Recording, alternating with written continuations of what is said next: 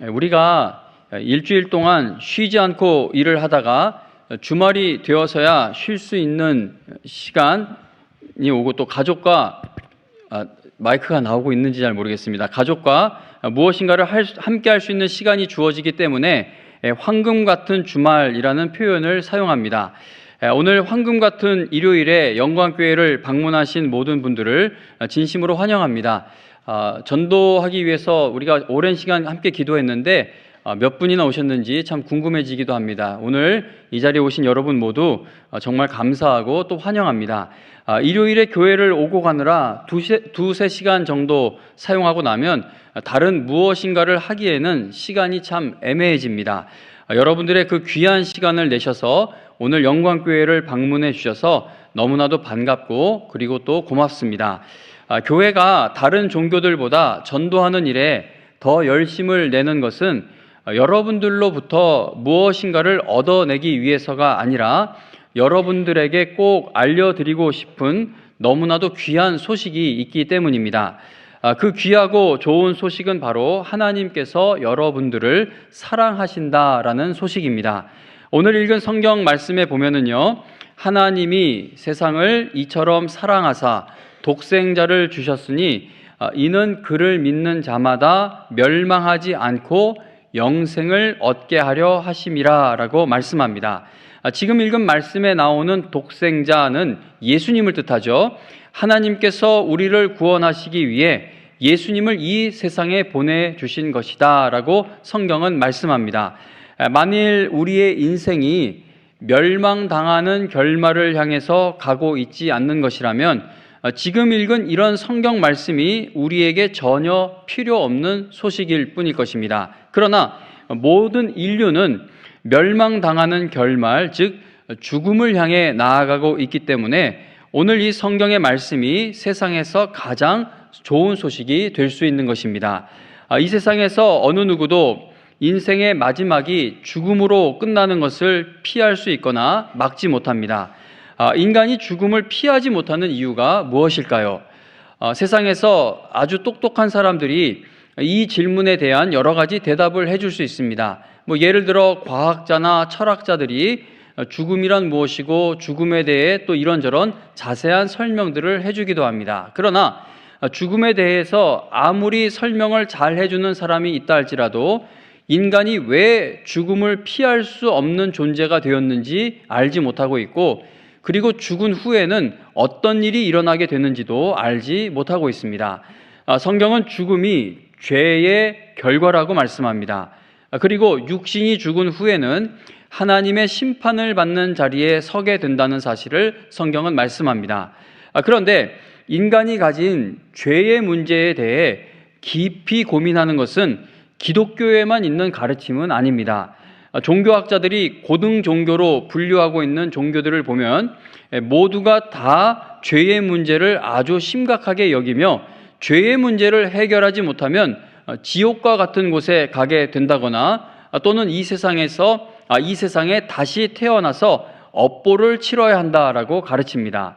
선한 삶을 추구했던 종교인들 중에 불교에 성철 스님이라는 분이 있는데, 성철 스님은 24살에 가정을 두고 출가하여서 인생을 깨닫고 이 세상을 바르게 이끌고자 이 세상을 출가를 하게 됩니다. 성철 스님은 1993년 11월 4일 82세의 나이로 죽기 전까지 치열한 수행을 한 것으로 유명합니다. 예를 들어 8년 동안이나 앉아서 잠을 자는 수행을 했다고 합니다. 이분이 죽으면서 남긴 것은 국화꽃 바구니 2, 벽에 걸려있는 낡은 장삼, 몽당 연필, 편지지, 그리고 주장자, 승려들이 좌선할 때 또 어떤 설법할 때 가지는 지팡이를 주장자라고 하는데 주장자 하나가 전부였습니다. 그런데 온 힘을 다해 구도자의 삶을 살았던 성철 스님이 죽음을 앞두고 쓴 열반송에서 당황스러운 고백을 남기게 됩니다. 성철 스님은 삶을 정리하면서 이렇게 고백을 남깁니다.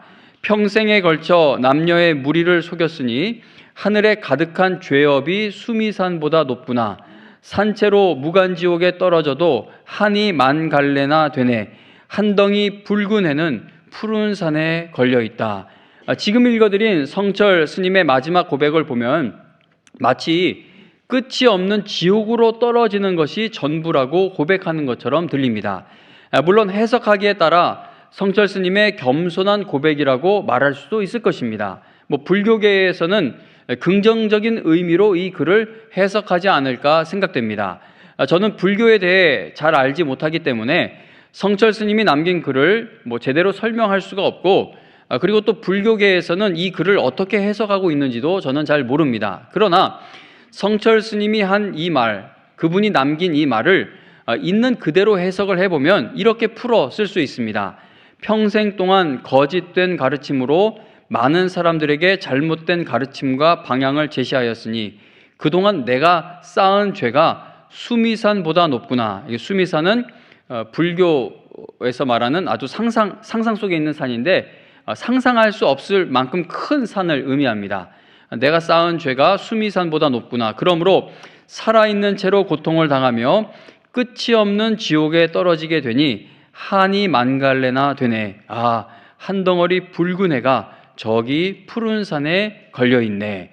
성철 스님이 마지막으로 남긴 글에 대한 여러 가지 해석들이 있고, 그리고 또 이해하기 쉽지 않은 글입니다. 그러나 한 가지 분명한 사실은 치열하게 구도자의 삶을 살았던 스님, 8년 동안이나 앉아서 잠을 잤을 정도로 무엇인가를 깨닫기를 바랐던 스님, 인생을 생각했고 인간에게 있는 죄의 문제를 어떻게 하면 해결할 수 있을까를 생각했던 그 스님이 인간에게 있는 죄의 문제를 깊이 들여다보게 되었을 때 그 죄의 문제 앞에서 어찌할 바를 몰라 했다는 것입니다.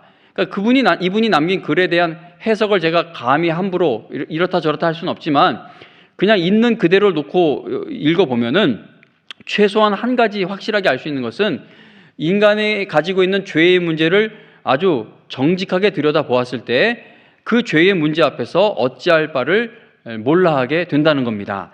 성철 스님과 같이 치열한 구도자의 삶을 살아도 인간에게 있는 죄에 대한 답을 찾지 못하는 이유가 무엇이겠습니까?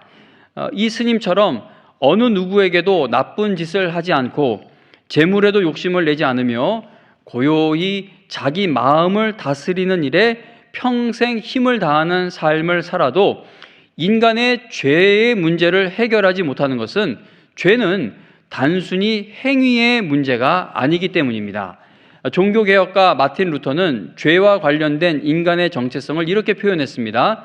우리는 죄를 짓습니다. 왜냐하면 우리가 죄를 지을 수밖에 없는 존재이기 때문입니다. 우리는 역사를 통해 인간에게는 끊임없이 죄를 짓는 심각한 문제가 있다는 사실을 알 수 있습니다. 인간이 그 어떠한 위대한 업적을 이루어도 이 땅에 온전한 평화를 이루지 못하고 있는 것은 죄를 짓는 인간의 본성을 해결하지 못하고 있기 때문입니다. 인간은 결국은 죄를 지을 수밖에 없는 존재이기 때문에 항상 모든 것을 망치게 됩니다.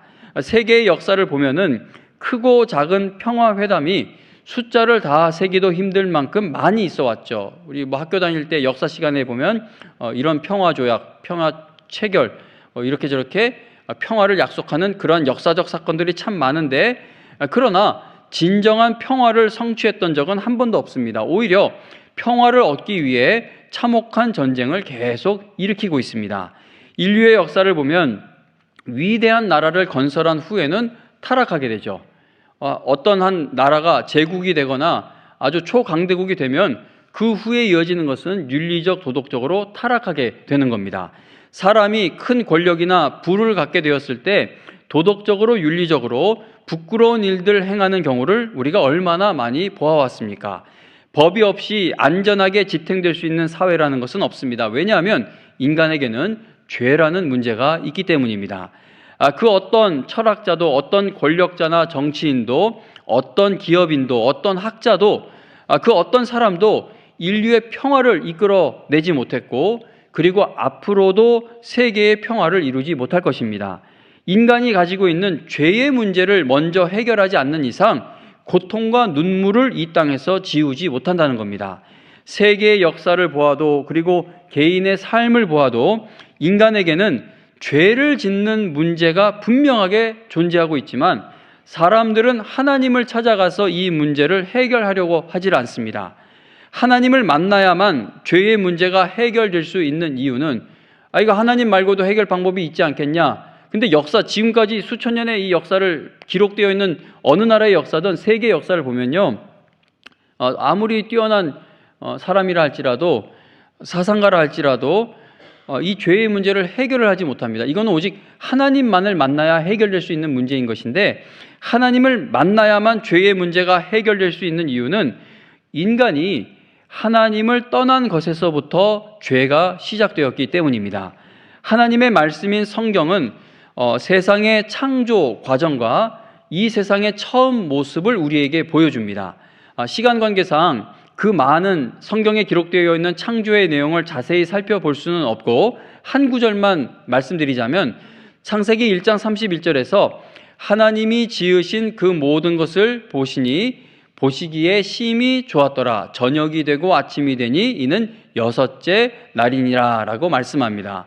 그러니까 하나님께서 6일 동안 세상을 창조하신 후 그 세상을 보시면서 심히 좋게 여기셨던 것은 세상이 아름답고 완벽하게 창조되었기 때문입니다. 지금처럼 오염된 것이 없었고 싸움도 없었고 오직 평화만 있었던 세상입니다. 질병이나 죽음도 없었습니다. 하나님께서는 사람을 영원히 사는 존재로 만드셨습니다. 그런데 어쩌다 지금 세상은 상대를 밟고 올라가야 내가 잘 될 수 있는 세상, 고통과 상처와 질병과 죽음으로 가득한 세상이 되어버린 것입니까? 그 이유는 바로 죄 때문이라고 성경은 말씀합니다. 신약 성경 로마서 5장 12절에 보면은요, 한 사람으로 말미암아 죄가 세상에 들어오고 죄로 말미암아 사망이 들어왔나니 이와 같이 모든 사람이 죄를 지었으므로 사망이 모든 사람에게 이르렀느니라 라고 말씀합니다. 죄가 한 사람을 통해 세상에 들어왔다고 성경은 말씀하는데, 그 한 사람은 바로 인류 최초의 조상인 아담을 말합니다. 아담이 죄를 지음으로 말미암아 세상에 죽음이 들어오게 되었다라는 사실을 성경은 말씀합니다. 창세기 2장 16절 17절에 보면 하나님께서 아담에게 너는 동산에 있는 모든 나무의 열매를 마음대로 먹어라. 그러나 선악을 알게 하는 나무의 열매만은 먹지 마라. 만약에 그 나무의 열매를 먹으면 너는 반드시 죽을 것이다 라고 말씀하십니다. 그러나 아담과 하와가 하나님의 말씀을 어기고 선악과를 따먹게 되죠. 뱀의 모습으로 찾아왔던 사탄이 이 과일, 선과 악을 알게 하는 이 과일을 먹고 너희도 하나님 없이 살아가는 능력을 얻어보라고 유혹한 것에 이 최초의 인간이 넘어간 것입니다. 에덴 동산 아담과 하와 모든 세상은 하나님이 만드셨죠. 선악과도 하나님이 만드셨습니다. 하나님이 모든 것의 주인이시고 왕이십니다. 그런데 하나님께서 당신이 창조하신 그 세상을 아담에게 관리하라고 맡기셨습니다. 주인은 하나님이신데 아담에게 맡기신 겁니다. 아담과 하와가 선악과를 먹지 않는 것은 이 세상의 주인은 내가 아니라 하나님이신 것을 인정하는 것이었으며, 하나님께 자원하여 순종해야 한다는 사실을 기억시키는 것과도 같았습니다. 내 마음대로 할 수 없는 것이 있음으로 인해 내가 주인이 아니다라는 것을 잊지 않을 수 있었다는 겁니다. 그런데 아담과 하와가 그 선악과를 따먹게 됩니다. 아담이 하나님을 반역하여 하나님께 반역하여 하나님의 자리에 오르려고 한 것인데 이제 그것이 바로 죄라는 것입니다. 우리는 보통 죄를 생각할 때에 거짓말, 도둑질, 성범죄, 살인, 사기와 같은 범죄를 떠올립니다. 그러나 성경이 말하는 죄의 본질은 온 세상의 주인이시고 왕이신 하나님 말씀에 순종하여 하나님을 떠나 있는 상태를 의미합니다. 아담과 하와가 하나님께 불순종하여 선악과를 따먹음으로 인해 죄가 이 세상에 들어오게 되었고, 세상은 그때부터 부패하고 오염되기 시작합니다. 죄를 짓는 결과로 인해 수많은 고통이 생겨나게 되었고 질병과 죽음의 역사가 시작되었습니다.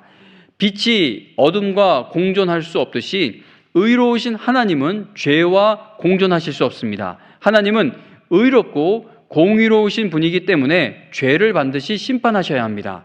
아담과 하와가 죄를 지은 후에도 하나님께서 그들을 사랑하시는 마음은 조금도 변하지 않았습니다. 마치 제가 자녀들이 잘못했을 때 그 자녀들을 향한 어떤 화가 나고 분이 치밀어 오르고 어떤 때는 매를 들어 훈육을 하기도 하지만 그 아이들을 사랑하는 마음에는 요만큼도 변함이 없는 것처럼 이 아담과 하와가 죄를 지었지만 하나님께서 그들을 사랑하시는 마음은 조금도 변하지 않으셨습니다. 그러나 하나님은 죄를 반드시 심판하셔야 하기 때문에 아담과 하와를 에덴 동산에서 추방시키십니다. 날마다 하나님과 교제를 나누며 동행하고 있던 인간이 하나님을 떠나게 된 겁니다. 하나님은 아담과 하와가 미워서 쫓아내셨던 것이 아니라 죄와 공존하실 수 없기 때문에 쫓아내신 것입니다.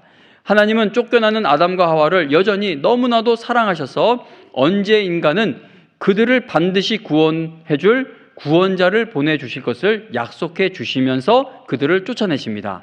아담과 하와가 슬퍼했던 것보다 그들을 쫓아내야만 하는 하나님의 마음이 더욱 슬프고 아프셨습니다. 하나님을 떠나 자기가 인생의 주인이 되어 살아가기 시작한 인간의 가정과 사회에서는 하나님 마음을 아프게 하는 온갖 고통스러운 일들이 일어나기 시작합니다. 아담과 하와의 가정에서도 형이 동생을 죽이는 그러한 비참한 사건이 발생하게 됩니다. 사람은 죄의 문제, 즉 하나님을 떠나 있는 상태를 해결하지 않는 이상 결코 참된 행복이나 만족을 누릴 수 없습니다. 그런데 하나님을 떠나 있는 이 세상은 우리가 이 세상의 것들을 더 많이 갖고 더 많이 소유하면 행복해질 수 있을 것이다 라고 우리에게 알려줍니다. 명예나 권력 같은 거 더 많이 가지면 너희가 더 행복해질 수 있다라고 세상은 말하고 있다는 것이죠. 그러나 여러분 다 착각인 것이죠. 그렇지 않습니다. 우리 인생의 참된 행복은 돈이나 인기나 명예에 달려있지 않습니다. 인류 역사상 최고의 부와 명예를 누렸던 사람이 솔로몬 왕인데 최고의 권력과 부를 가지고 자기가 해보고 싶었던 것은 다 해보고 다 누렸던 솔로몬 왕이 첩과 아내를 다 합하면 1000명이나 되죠.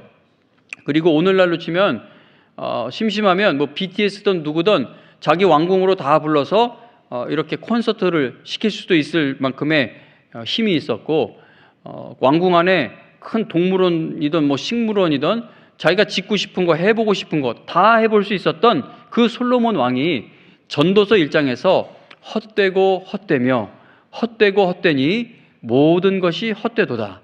모든 만물이 피곤하다는 것을 사람이 말로 다 말할 수는 없나니 눈은 보아도 족함이 없고 자기가 보고 싶은 건 다 볼 수 있었던 왕인데도 눈은 보아도 족함이 없고 귀는 들어도 가득 차지 아니한다라고 고백합니다. 솔로몬은 자기가 해보고 싶은 거 다 해보고 가져보고 누려보았지만 나를 진짜 행복하게 해주고 진정으로 만족시켜 줄 수 있는 것을 찾을 수가 없었던 것입니다. 그러니까 이 사람이 모든 걸 해보고 싶은 걸 다 해보았는데 여전히 인간의 죄의 문제를 어떻게 할 수 없다는 것을 깨닫게 된 겁니다. 그러니까 죄의 문제가 있다는 것을 알게 되었죠. 하나님이 주신 지혜가 있으니까 해보고 싶은 건 다 해볼 수 있으니까 이 인간이 사는 모습을 보고 삶을 볼 때 우리에겐 이 죄라는 문제가 있는데 이걸 내가 가진 것을 총동원해 보아도 어떻게 할 수가 없구나. 인생은 결국 헛되고 헛되며 헛되고 헛된 것이구나. 그렇게 솔로몬이 깨닫게 된 것입니다. 사랑하는 여러분, 참된 인생의 행복은 세상에서 찾지 못합니다. 죄의 문제가 해결되어 우리를 지으신 하나님의 품으로 다시 돌아가기 전까지는 진정한 행복과 만족을 찾을 수가 없습니다. 하나님께서는 우리의 죄의 문제를 해결해 주시기 위해 이 땅에 당신의 아들이신 독생자 예수 그리스도를 보내주셨습니다. 죄의 문제를 해결하지 못하면 우리는 절망적이죠. 왜냐하면 우리의 생명은 그냥 이 땅에서만 있다가 이 땅에서만 끝나게 되는 것이 아니라 죽은 후에 영원한 세계로 들어가게 되기 때문입니다. 우리가 죄의 문제를 해결하지 못하면 죽음 후에 하나님의 심판대 앞에 서게 되는 것을 피할 수가 없게 됩니다. 성경에 보면은요, 신약 성경 히브리서라는 책이 있는데 그 히브리서에 보면 한 번 죽는 것은 사람에게 정해진 것이요 그 후에는 심판이 있다라고 말씀합니다. 우리가 죄의 문제를 해결하지 못한다면 하나님의 심판을 피하지 못하게 됩니다. 죄의 문제는 죽기 전에 반드시 해결되어야만 하는 문제인 겁니다. 그런데 우리가 일평생 피땀 흘려 모으고 이룬 것으로는 죄의 문제를 해결하지 못합니다. 여러분들이 지금 이 땅에서 소망을 두고 있는 것들 중에 죽음 앞에서도 여러분들에게 소망이 되어 줄 수 있는 것이 있습니까? 없죠. 저는 교회 안에서만 살기 때문에 세상 경험이 적습니다. 그러나 이 목회를 하다 보면 가난한 분을 만나기도 하고 저 같은 사람은 수백 번 태어나도 만질 수 없을 만큼의 큰 재산을 가진 분들을 만나기도 합니다. 그리고 병약한 분들을 만나기도 하고 또 저 같은 사람의 몇 배의 힘을 가진 건강한 분들을 만나게 되기도 합니다. 그러나 어떠한 삶을 살든 결국 나이가 들고 병들고 어느 날 병상에 눕게 되어 의사가 얼마 남았다라는 그 선고를 받게 되었을 때 보면은요, 그들이 이루고 갖고 있던 모든 것이 죽음 앞에서 소망이 되어줄 수 있는 것이 하나도 없는 것을 늘 보게 됩니다. 우리에게 영원한 소망, 영원한 행복, 만족을 줄 수 있는 것은 이 세상에 없다는 겁니다. 우리가 이 땅에서 소망을 두고 있는 모든 것들은 다 죽음 앞에까지만 우리와 동행해 줄 수 있는 것이죠. 죽음 이후에도 우리에게 계속 소망이 되어줄 수 있는 것은 이 세상에 없습니다. 예전에 이렇게 장례 치를 때 보면 입관할 때 거기다 이렇게 돈을 넣더라고요. 너무 아까워요. 그걸 넣어서 뭘 하겠다는 건가. 근데 간절한 마음이죠. 이제 죽은 이후에 가는 세상에 이렇게 비용으로 사용하라고 넣고, 근데 그 안에 무엇을 넣어준들 죽음 앞에 있는 우리에게 소망이 되어줄 수 있겠습니까? 이렇게 죄로 인해 너무나 비참한 상태에 있는 우리를 너무나도 사랑하시는 하나님께서 우리를 이 죄에서 건져주시고 영원한 생명을 되찾게 해주시기 위해 인간의 몸을 입고 이 땅에 오셔서 우리의 죄를 대신해 십자가에서 죽으셨습니다. 예수님이 인간의 몸으로 이 땅에 오셔서 우리의 죄를 대신해 고난받으시고 십자가에서 죽으신 것은 하나님이 우리를 얼마나 사랑하시는지를 증명해주는 사건인 것입니다. 주님께서는 우리를 대신해 십자가에서 보혈을 다 쏟으심으로 우리에게 죄 용서함 받을 수 있는 하나님 아버지께로 갈 수 있는 그 유일한 길을 열어주신 것입니다. 그리스도인들도 죽으면 하나님의 심판대 앞에 섭니다. 사람은 누구나 죽으면 하나님의 심판대 앞에 서게 되는데, 우리가 하나님 뜻대로 살지 못한 모든 죄들이 그 심판대 앞에서 낱낱이 공개될 것입니다. 그 무서운 심판 앞에서 그리스도인들이 하나님의 심판을 피할 수 있는 이유가 무엇입니까?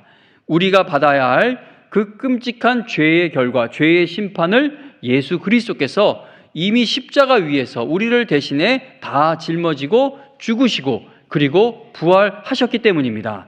그리스도인들도 하나님의 심판대 앞에 서게 됩니다. 그러나 사탄이 우리를 참수하지 못한다는 것이죠. 왜냐하면 우리는 예수 그리스도께서 입혀주신 의의 옷을 입고 있기 때문입니다. 하나님은 죽으실 수 없는 분입니다. 어느 누구도 하나님께 상처 입힐 수 없습니다.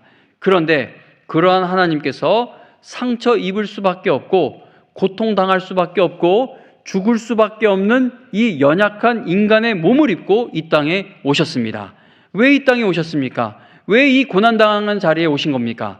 오늘 읽은 하나님의 말씀 요한복음 3장 16절을 보시기 바랍니다. 하나님이 세상을 이처럼 사랑하셔서 행하신 일이 무엇입니까? 독생자를 예수 그리스도를 주셨으니, 예수님을 보내주신 목적이 무엇입니까? 이는 그를 믿는 자마다 멸망하지 않고 영생을 얻게 하려 하심이라. 아멘. 그리고 17절에서 동일한 내용을 반복하죠. 하나님이 그 아들을 세상에 보내신 것은, 하나님께서 예수님을 세상에 보내신 목적이 무엇입니까? 세상을 심판하려 하심이 아니요, 그로 말미암아 세상이 구원을 받게 하려 하심이라. 아멘. 기독교가 힘을 다해 전도하는 이유는 여러분들의 아내, 남편, 부모, 자녀들이 여러분들에게 자꾸 교회 가자고 조르는 이유는 이 놀라운 하나님의 사랑과 은혜, 이 영원한 하나님의 사랑과 은혜를 나만 알고 믿고 있다가 나만 혼자 천국에 갈 수 없기 때문입니다. 교회가 전도하는 것은 교인 숫자를 늘리기 위해서가 아닙니다. 물론 그런 목적을 두고 전도하는 교회들도 있기도 하겠죠. 그런데 제가 개인적으로 아는 교회들, 그리고 우리 영광교회와 가까운 위치에 있는 교회들, 그러한 교회들 보면은요, 교인 숫자 늘리기 위해서 전도 축제를 열지 않습니다. 오늘 여러분들을 이 자리에 초청한 것은 여러분들을 이 교회의 교인으로 만드는 것에 목적을 두고 있지 않습니다. 이 교회까지 오는 게 힘들면 집에서 가까운 교회를 찾아가셔도 좋습니다. 교회가 전도주의를 준비하는 가장 중요한 목적은 우리의 죄의 문제를 해결받아 영원한 생명을 얻을 수 있는 그 유일한 길이 있다는 사실을 여러분들에게 꼭 알려드려야만 하고, 그리고 하나님께서 여러분들을 사랑하신다는 사실을 꼭 알려드려야 하기 때문입니다. 제가 어디 허리나 이런 데 아프면 이제 성도님들이 저를 걱정하셔서 걱정하시는 분들이 있는데, 걱정하시는 분들 중에 어느 병원을 꼭 데리고 가려고 하시는 분들이 계십니다. 그 병원에 꼭 데리고 가려는 이유가 무엇이냐면 본인이 똑같은 데가 똑같이 아팠는데 거기서 가서 나은 거예요. 그래서 제가 안 가려고 하면은 너무나 안타까운 겁니다. 거기를 가면 내가 나은 것처럼 나을 수 있는데 왜 그 고통당하는 그대로 살려고 하는지 이해가 되질 않는 거예요. 그래서 싫다고 하면 얼마나 기분이 나빠요. 나 생각해서 데리고 가준다고 하는데 거절을 하니 얼마나 기분이 나쁩니까? 그럼에도 불구하고 그 병원을 데리고 간다고 해서 커미션이 얻어지는 것도 아니고 더 그 병원에서 인정해 주는 것도 아닐 것입니다. 그런데 그 병원에 데리고 가려고 하는 것은 내가 그 병원에 가서 나았으니까, 그 고통이 얼마나 심한지 아는데 그게 다 나았으니까 같은 처지에 있는 사람을 볼 때 참을 수가 없는 것입니다. 이 교회에 있는 성도님들은요, 내가 죄 중에 있었다는 사실을 아는 분들이에요. 거기서 자유함을 얻었다는 것이 무엇인지를 아는 분들이에요. 그러니까 일단 내가 가장 사랑하는 가족들을 먼저 전도하려는 그 애절한 마음이 있는 것입니다. 성경은 하나님은 사랑이시라고 소개를 하죠. 사랑이신 하나님께서 우리에게 끊임없이 사랑 고백을 하고 계십니다. 하나님의 사랑이 얼마나 크냐. 저희 집, 제가 애가 넷이 있는데 유치원생부터 중학교 2학년까지 애들이 이렇게 있는데, 며칠 전에 6학년짜리하고 4학년짜리하고 말싸움이 붙었어요. 느닷없이 누구 손가락이 더 긴지 싸움을 하는 거예요. 그러니까 이제 동생이 더 짜리몽땅한데 내가 형보다 3배가 더 손가락이 길다. 그러니까 형이 나는 너보다 6배다. 이제 실제 손가락 길이는 상관이 없는 거예요. 이제 몇 배가 길다 하다가 말빨이 더 센 4학년짜리가 그래, 그러면은 하나님이 우리를 사랑하시는 그 크기만큼 내가 더 길다. 그러니까 형이 이렇게 매우 분하다는 이렇게 웃음을 지으면서 도저히 반박을 못하고 그냥 이게 씩씩거리면서 싸움이 끝나버리더라고요. 근데 그게 아이들의 참 철없는 싸움 같지만 이 교회에 있는 분들이 왜 이렇게 세상 사람들이 볼 때 미친 사람들처럼 교회에 어떤 일이 있어도 나오냐 하면, 측량할 수 없는 하나님의 은혜와 사랑이 늘 새롭게 깨달아지고 거기서 힘을 얻게 되기 때문입니다. 추수감사절, 감사절기인데 여기 계신 분들이 다 하나님 앞에 감사한다고 오늘 헌금 드리고 뭘 다 드리고 기뻐하시는데, 마음속 깊이 들어가 보면요, 눈물 없이는 들을 수 없는 사연들이 가득합니다. 지금까지 풀리지 않고 트라우마로 남을 만한 그러한 일들 당하신 분들도 계시고, 지금도 그러한 일을 당하고 계시는 분도 계시고, 내년에도 내후년에도 그게 해결될 기미가 보이지 않는 분들도 많아요. 그런데 성도들이, 교인들이 교회에 모여서 하나님 앞에 진심으로 감사를 드릴 수 있는 것은 나의 그 영원한 생명을 하나님이 보증해 주고 계시기 때문에, 이 땅에서 겪는 모든 일들은 죄의 문제를 해결받은 내가 이 땅에서 겪는 모든 일들, 어떤 일들을 겪든지 이 일들은 다 지나가는 일들이고 영원한 나라가 나에게 예비되어 있기 때문에 우리는 어떤 일을 당하고 있던 오늘 이 자리에서 하나님 앞에 최고의 감사를 올려드리게 되는 겁니다. 성경은 하나님은 사랑이시라고 소개하죠. 사랑이신 하나님께서 우리에게 끊임없이 사랑 고백을 하고 계십니다. 내가 나의 목숨을 걸고 너를 사랑한다고 말씀하시는 예수님을 소개해 드리기 위해 오늘 여러분들을 이 자리에 초청한 것입니다. 수고하고 무거운 짐진 자들아, 얘들아 다 나에게로 와라. 내가 너희를 쉬게 해주겠다고 초청하고 계시는 그 예수님이 계시다는 사실을 여러분들에게 알려드리고 싶어 여러분들을 초청한 것입니다. 세상 사람들이 하나님에 대해 가장 크게 오해하고 있는 것 중에 하나가 하나님은 인간을 지옥에 던져버리는 신이다라고 생각하는 것입니다. 기독교가 예수천당 불신지옥을 이야기하다 보니까 하나님은 자신을 믿지 않는 사람은 다 잡아다가 지옥에 던져버리는 신이다라고 오해들을 합니다. 그러나 성경은 너무나 분명하게 하나님은 사랑이시라고 말씀하고 있죠. 우리가 죄를 지어 지옥으로 갈 수밖에 없는 영혼들이 되자 우리를 대신해 죄의 형벌을 그분이 직접 받으시고 우리를 구원해 주시는 분이 바로 하나님이시라고 성경은 말씀합니다. 하나님은 우리를 잡아다가 지옥에 던지는 분이 아니라 지옥을 향해 가고 있는 영혼들에게 영원한 생명을 주시기 위해 그분의 목숨을 걸고 지금 쉬지 않고 일하고 계시는 분이십니다. 여러분들은 무엇에 소망을 두고 살아가고 계십니까? 인생은 참으로 허무하죠. 제가 만으로 48살인데 제가 청년 때 저 사람은 정말 잘생겼다, 정말 예쁘다 하는 그 연예인들이 있는데 아무리 관리를 잘 받아도 그 젊은 날의 아름다움도 허무하더라고요. 다 나이를 들어갑니다. 그렇게 먹는 걸 자랑하던 친구들도 40대 후반 50대로 치달으면서 먹는 양도 줄고요. 모든 세상의 젊은 날의 재미를 느끼던 것들도 하나 둘씩 재미가 없어지기 시작합니다. 젊은 날 온 힘을 다해 먹고 살 것을 준비해 놓으면 이제 곧 생명이 끝나갈 시간 속으로 들어가게 되죠. 나이가 들고 삶의 낙이 점점 사라지게 됩니다. 노후 대책을 해놓았는데 노후 대책을 즐길 시간이 그리 길지 않은 것처럼 보입니다. 성도님 여러분, 우리는 노후 대책이 아니라 사후 대책이 되어 있어야 합니다. 그러나 예수님을 믿는 사람들을 보시기 바랍니다. 예수님을 믿는 사람들, 죄의 문제를 해결받고 이제 영원한 생명이 내 앞에 놓여 있다는 것을 알기 때문에 겉사람이 아무리 낡아져가도 속사람은 날마다 새로워지게 됩니다. 하나님의 은혜로 예수님을 믿게 되어 죄의 문제를 깨끗하게 해결받은 내가 지금 어디를 향해 가고 있는지를 알고 있는 사람은 이 땅에서 어떤 고난을 당해도 빼앗아갈 수 없는, 빼앗기지 않는 참된 소망과 기쁨을 안고 살아가게 됩니다. 그리스도인들이 이 땅에서 어떤 어려움을 당해도 감사와 기쁨과 평안을 잃지 않고 살아갈 수 있는 것은 죽음에서 해방되는 날이 분명히 온다는 사실을 알고 믿고 있기 때문입니다. 구원을 얻는 것은요, 죽기 전에 반드시 이루어져야 하는 일입니다. 구원의 기회는 이 땅에 있을 때에만 주어지는 은혜이고 기회입니다. 오늘 예수 그리스도를 영접하셔서 죄의 문제를 해결받는 여러분들 다 되시기를 간절히 바랍니다. 여러분 모두 우리를 죄에서 구원해 주시는 예수님을 구주로 영접하여 영원한 죽음으로 끝나게 될 그 허무하고 허무한 인생에서 오늘 벗어나실 수 있게 되시기를 바랍니다. 예수님을 믿게 된 사람에게는 영원한 삶의 축복이 기다리고 있습니다. 주님께서 여러분들을 용서해 주시기 위해 기다리고 계십니다. 수천 년에 걸쳐 여러분들에게 쓰신 이 사랑 편지를 보시길 바랍니다. 주저하지 마시고 여러분 마음에 예수님을 나의 구주로 영접하실 수 있기를 바랍니다.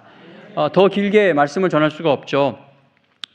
오늘 교회에 방문하신 여러분, 제 설명이 미흡한데 관심이나 저게 무슨 말일까라는 궁금증이 생기신다면 꼭 이 교회가 아니더라도 좋은 교회가 많습니다. 세상 뉴스나 이런 데서 교회 욕을 너무 많이 하는데 근데 잘 찾아보면 좋은 교회가 정말 많습니다. 여러분 사는 그 집에서 가까운 교회들도 많을 줄로, 좋은 교회가 많을 줄로 아는데 오늘 이 말씀이 기분이 나쁘던 어떤 내 마음의 반응을 불러일으켰다면 여기서 그냥 오늘 한 번 들은 걸로 멈추지 마시고 교회를 찾아가 보시길 바랍니다. 우리 교회를 찾아오셔도 정말 좋고요. 함께 하나님이 말씀하시는 바가 무엇인지 더 고민하고 이 말씀을 믿을지 말지를 지금 그렇게 믿지 않겠다고 결단하지 마시고 더 하나님 당신이 정말 계시다면 나에게도 한번 찾아와 주시고 나를 만나 주세요. 기도하시면서 더 말씀을 한번 살펴볼 수 있게 되시기를 바랍니다. 오늘 이 시간 여러분 모두 예수님을 믿고 하나님의 자녀가 되셔서 이 세상에서 가장 크고 놀라운 복을 받아 영원한 행복을 누리는 영혼들이 다 되실 수 있기를 간절히 바랍니다.